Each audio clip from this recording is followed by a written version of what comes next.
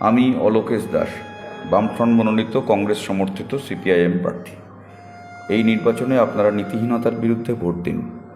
Vote দিন কাজ, খাদ্য, শিক্ষা, চিকিৎসা, বাসস্থানের জন্য। ভোট দিন দুর্নীতির বিরুদ্ধে, জেলার তাঁত শিল্প রক্ষার জন্য, গঙ্গা ভাঙন রোধের জন্য, শ্রীচৈতন্যের জেলায় সম্প্রীতি রক্ষার জন্য ভোট দিন। উন্নয়ন, শর্তহীন নাগরিকত্ব, সংরক্ষণকে রক্ষা করা, সীমান্ত এলাকার সমস্যার সমাধানে আপনারা আমাকে কাস্তে হাতুড়ি তারা চিহ্নে ভোট দিন।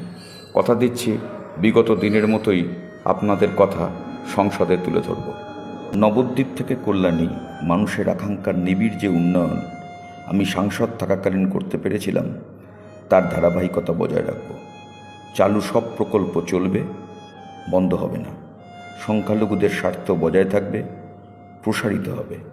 কৃষকের, শ্রমিকের স্বার্থের দিকে নজর থাকবে। জেলার ক্রীড়া, সংস্কৃতি, পরিবেশ আন্দোলন, সামাজিক উৎসবের পরম্পরা রক্ষা করব। কাস্তে হাতুড়ি তারা চিহ্নে ভোট দিন।